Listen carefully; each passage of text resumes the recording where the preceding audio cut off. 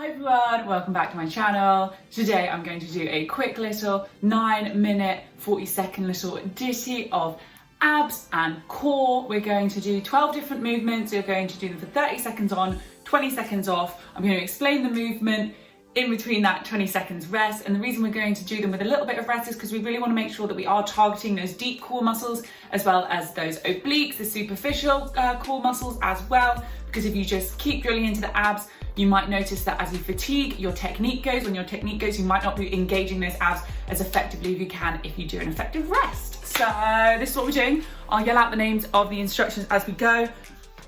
All you're going to need for this is a mat and some willpower, and we're going to be using this timer up here. I'm going to hit start. Hopefully it gives me a little countdown, and we're starting with straight arm sit-ups. So all you're going to want to do is have your legs as wide as the mat, coming up a small crunch like that. No straining in the neck. Engage that core. You're going to feel it in the top of your core. Small movement with straight arms, just like that. Keep it going.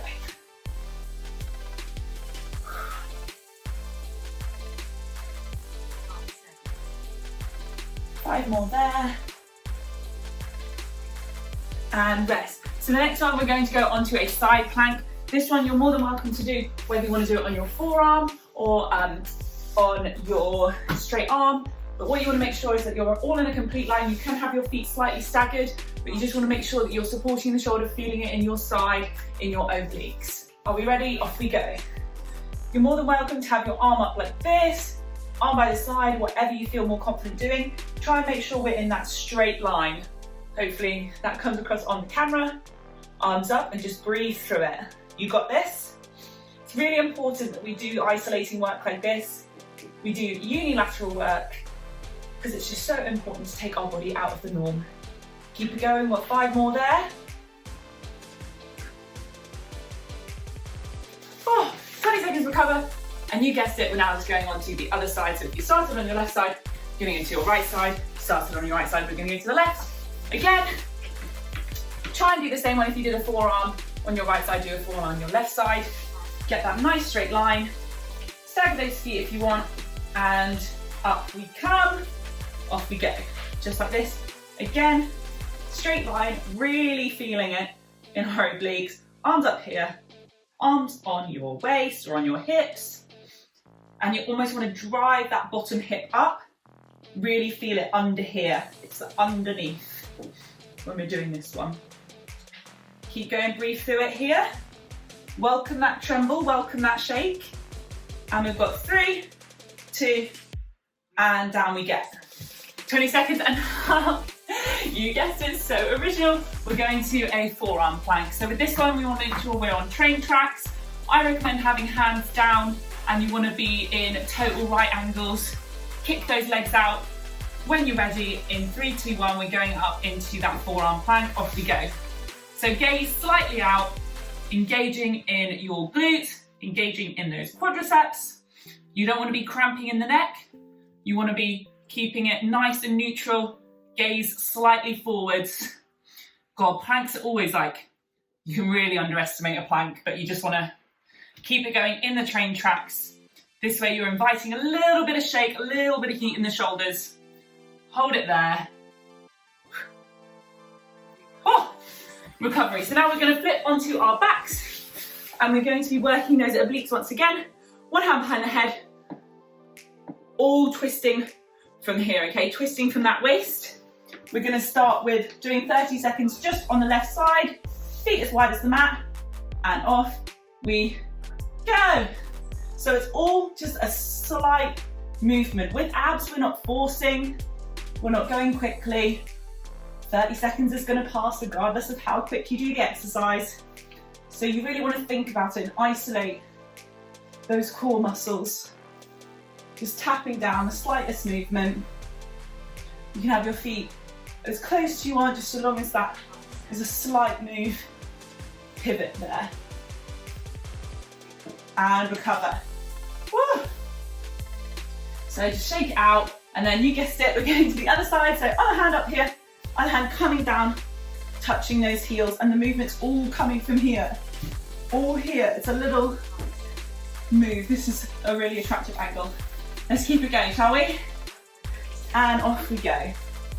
So it's that slight move, no cranking in the necks.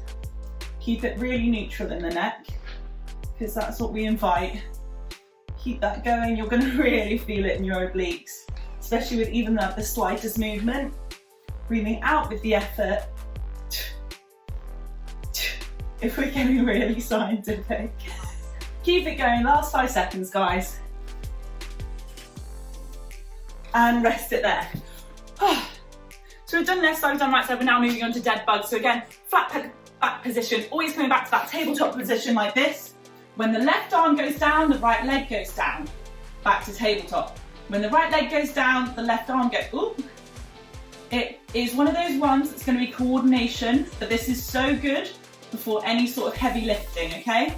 So you want to make sure you always return to this tabletop position, keeping the legs in that square right angle, arms up straight towards the sky.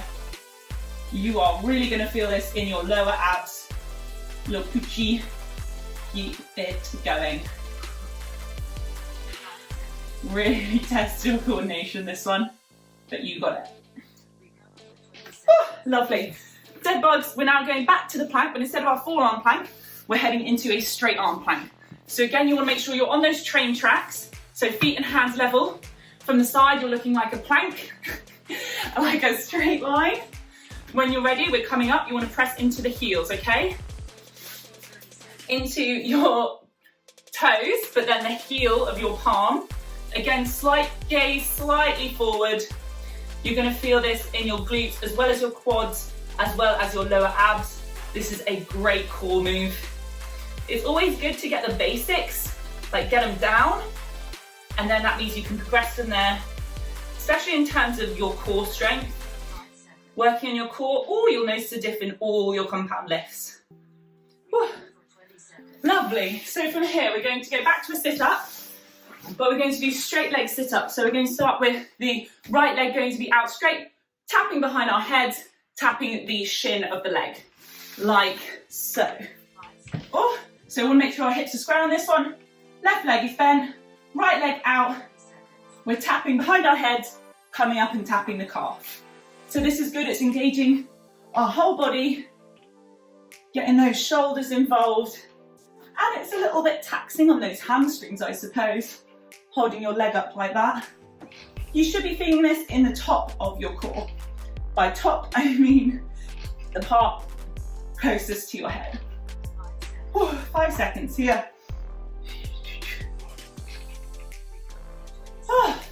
And then you guessed it, we're going on to this little leggy. So right leg is going to be planted on the floor, foot on the floor.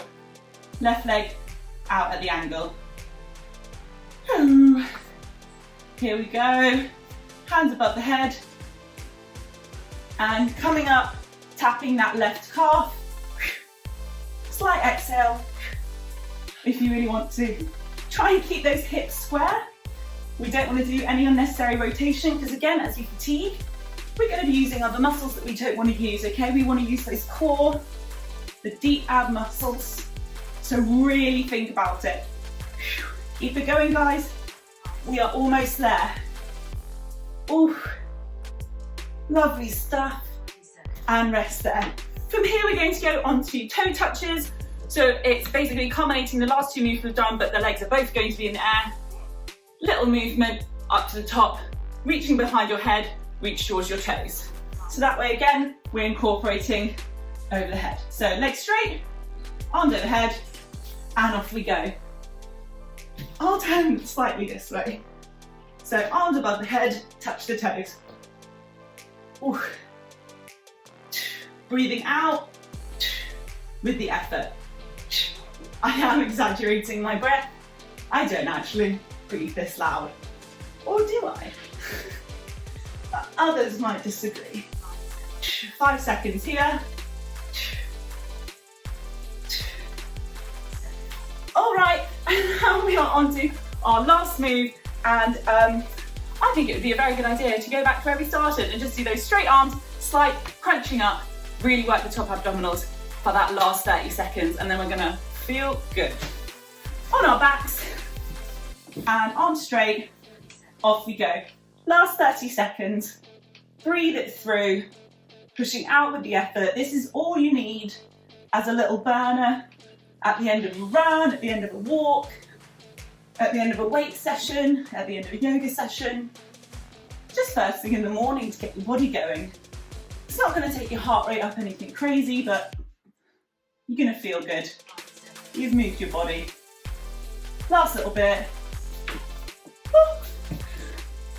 Well, we'll recover for 20 seconds. And then we're done the workout, but let's just turn that off, shall we? Well, thank you. So thank you so much for joining a nice quick little 9 and a bit minute core abs workout.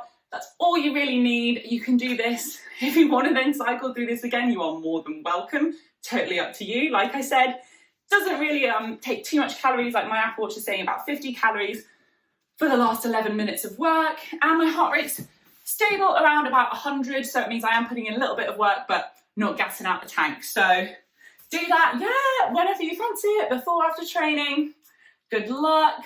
Thank you for training with me. Come back for more workout videos from random places in my house to prove that you really can just work out anywhere with a mat and some dreams. Okay, thank you, bye!